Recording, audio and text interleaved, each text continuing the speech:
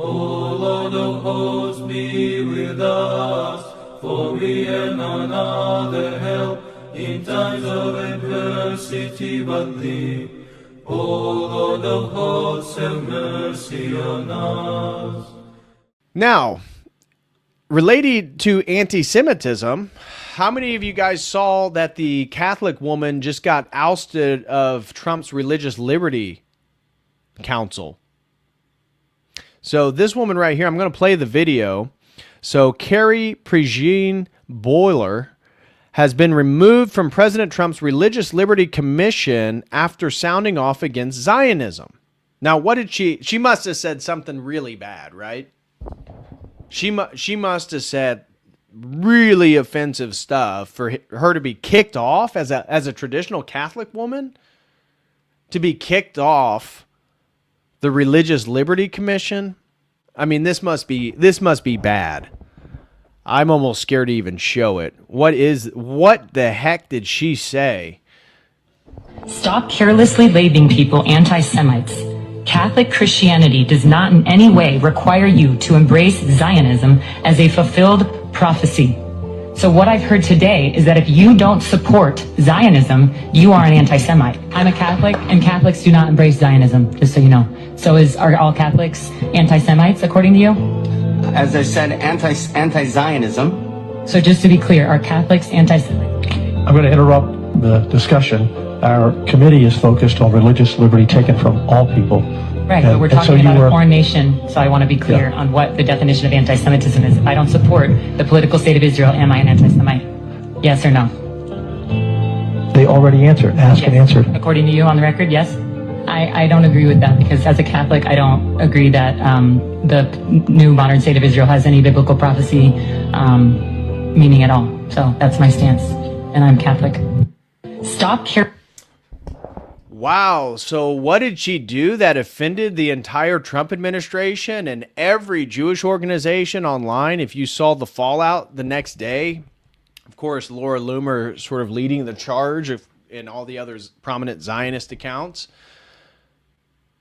She said you can't be Catholic and be a Zionist because we believe essentially the church is Israel. Same thing that the Orthodox Christian response would be. That's it. That's it. And she pushed for the rabbi on the panel to label her an anti-Semite for the simple fact that she is not a Zionist. That is enough in the Trump administration to get you fired now. You will get removed from your position if you just state the simplistic fact that the Catholic, and most notoriously the Orthodox Church, views itself as the fulfillment of Israel, prophesied through the Old Testament.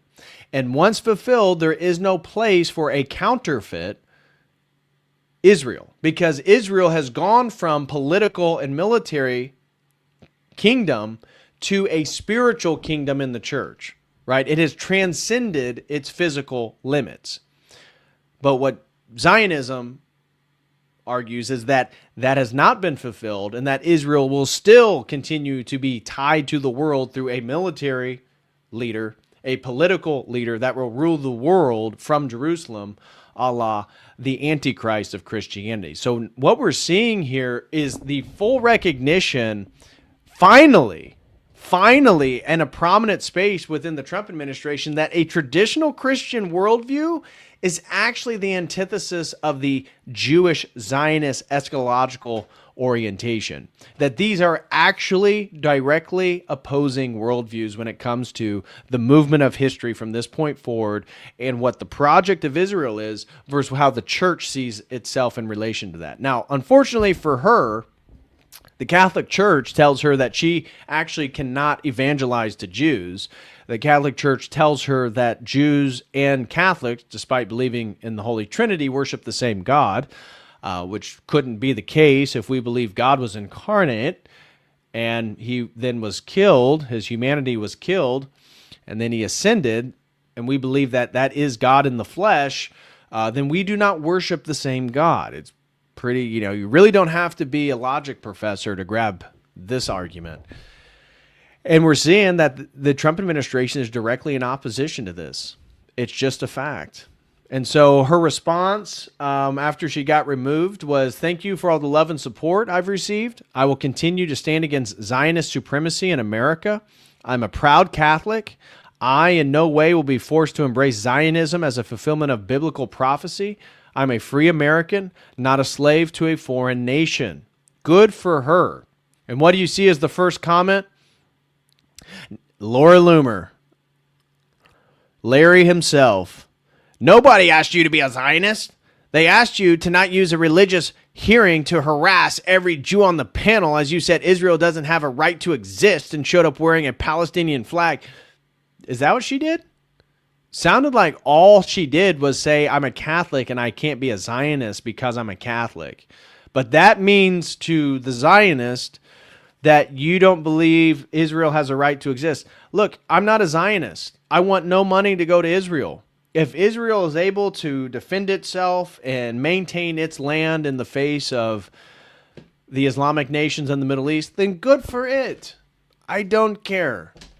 I don't want to support Antichrist. I don't want to support the opposite value system of my Orthodox faith. I don't want to support something that is literally genociding Semitic people. I don't even know how you can be anti-Semitic if you support Palestine, because it's just a fact that genetically they are more of a Semite nation than Israel is. In Israel, like 65% of the population is allergic to the olive trees that have grown in Israel for as long as we've known. I can't exactly say they're indigenous to the land. So, of course, Larry Loomer is really upset about that.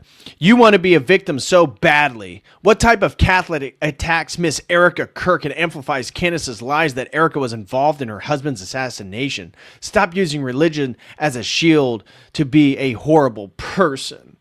Well, then Carrie absolutely dunked on Ted Cruz, forcing Ted Cruz to actually delete a tweet, a post on X. So Cruz, of course, the most notorious Zionist. I mean, you know, he is holding hands with Lindsey Graham as they walk through Tel Aviv. But Ted Cruz notoriously last year with Tucker Carlson talked about how the whole reason he wanted to become a senator was to support Israel. Couldn't really define his theological beliefs regarding dispensationalism, but he then put out this massive attack on Kerry once the next day. So it's all the usual Zionists, all the usual people come out and attack her, right? And they go on about how Israel, the modern day nation, is the fulfillment of the Bible. And if you don't support Netanyahu, then you hate the Old Testament, all this different stuff. And she then, in just a paragraph, then responds, Ted, in Catholic theology, the true Israel is the church, not a political movement. You Zionists have always hated Catholics who reject Zionism and don't support 1948 Israel. Distorting scripture with a political project called Zionism is one of the reasons why people are turning to Catholicism, which, again, they're really coming to Holy Orthodoxy because your church is already corrupt. I'm sorry, Carrie. I appreciate the traditional Christian sentiments, but anybody thinking that they're going to leave the modern world behind by joining the Vatican is sadly delusional. But I get her heart's in the right place. You support the removal of a Catholic on a religious liberty commission because of her religious beliefs. Those who bless Christ will be blessed. And she literally caused him to delete the post. This page doesn't exist. He was so embarrassed and got so ratioed, he had to delete the post. Which is 2026 America. I mean, what else can you say? What else can you say? Oh, and do you remember this? Funny little story, a little bizarre little thing. I don't know if you guys happen to see it. Just a reminder, this was from like 9 months ago or so, a year ago. Just a 51-year-old man with a Hebrew neck tattoo was arrested after crucifying a Christian pastor in Arizona and placing a crown of thorns on his head. Remember, and then he had plans to actually kill another Christian pastor. Just weird stuff like it's just weird. make of it what you will, guys. You do your own thing. Oh, all right. This is an interesting one. We just, in light of everything we've already covered, here is Michael Moore stating on MSNBC that Jews should stop attacking Muslims and go after their real enemy, white Christians. Oh, he's so nice of him. What is the crime? Because according to my knowledge of history, the enemies of Israel who have been persecuted, the Israelis, the Jewish people of this world have been persecuted for 5,000 years. But for the last 2,000 years, most of the persecution has come from white, European-centric Christians. That's been your enemy. No Palestinian helped to build Auschwitz. No Palestinian stood on the docks of New York City when boatloads of Jewish refugees trying to escape the Holocaust came here to be protected by this country and were turned away at the docks in New York and sent back to Germany to die. No Palestinian did that. No Palestinian ran the Spanish Inquisition. Your enemy is not the Palestinian people. It is white Christian European people who have been slaughtering Jews for the last 2,000 years. And let's just call it for what it is. But why are they in an open air prison? Why are 2 million of them in an open air prison? This is what a fractured liberal mind looks like. You see, this guy, Michael Moore, I don't believe he's Jewish, is he? I don't think Michael Moore is Jewish. I know he's from Michigan. I'm pretty sure he's not.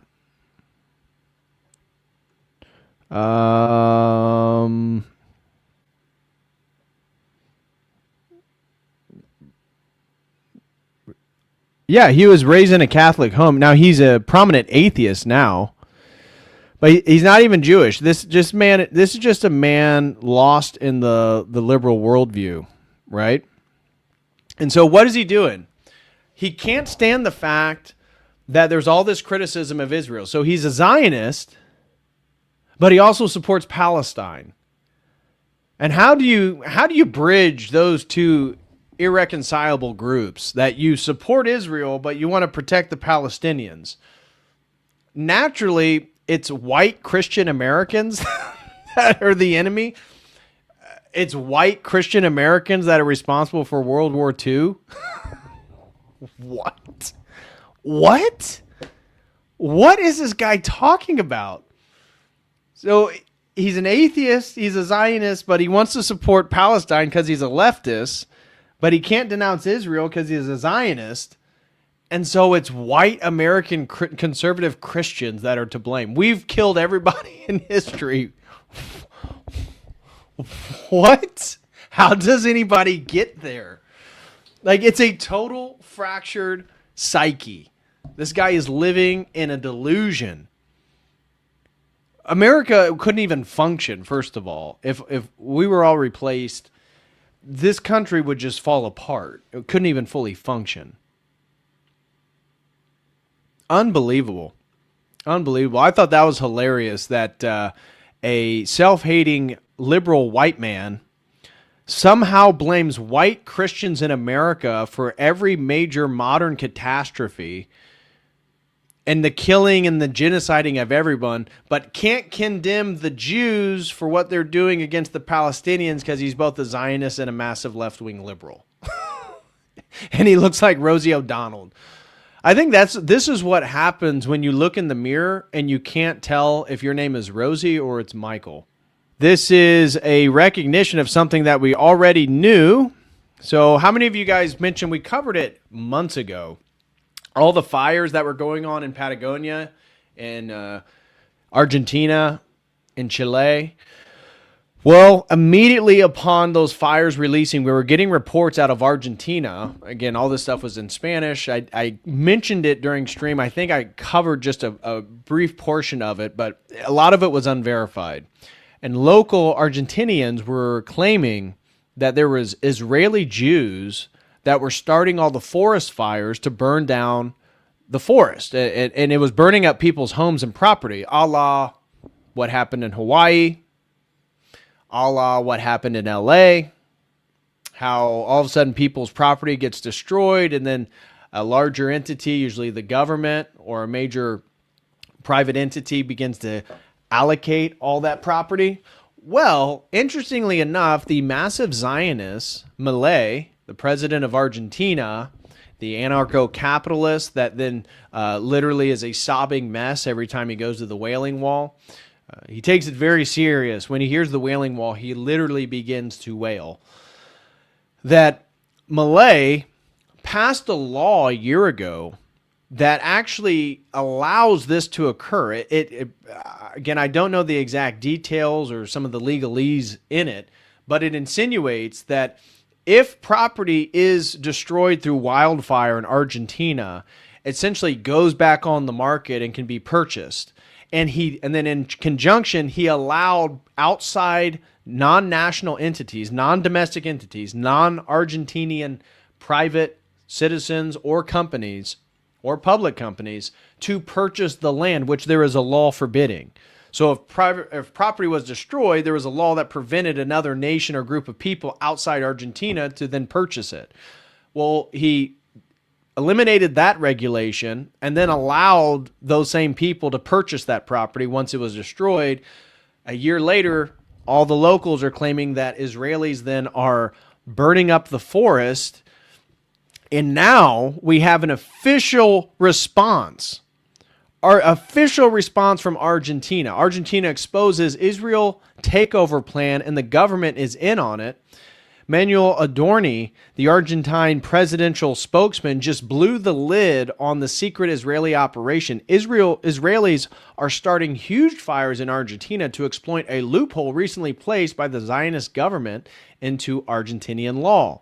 Protected, rural and conserved land can now be sold to foreign private entities once a fire passes through it. This means pristine world treasures like the Patagonia lose their legal protection and can be sold to Zionists.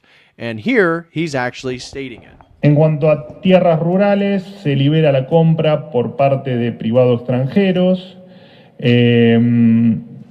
Here, I'll just read it for you guys, because some people listen to this as a podcast, unless you know Spanish. So he says, as for rural land, the purchase is freed up for private foreigners. Also, the prohibition to change the productive activity of farmland for 30 or 60 years are on fire. A law, the Department Maximo Kirchner, that directly attacks production. Now, so what has come out, again, is that a foreign nation is essentially trying to gain more property. Now, that must be a one-off. There's no way that this could be a trend. Here's Colonel Lawrence Wilkerson says, I watched Mossad take over the Pentagon in 2002. The Pentagon was infiltrated by Mossad. Let's check this out for real quick. And it's unquestionable that the Epstein business was heavily influenced, let me put it that way, by Mossad. And so that's somehow emblematic on these huge geopolitical issues. Yes, I watched Mossad take over the Pentagon. In 2002, the Pentagon was infiltrated by Mossad. They did not need any identification to get through the river entrance of the building. They went upstairs to Douglas Feith, the Undersecretary of Defense for Policy, the third most powerful man in the Defense Department. Occasionally, they went to the second most powerful man, Paul Wolfowitz, the Deputy Secretary of Defense, and they had run of the Pentagon. Donald Rumsfeld, the Secretary of Defense, said to my boss one time, hell, I don't run my building. Mossad does.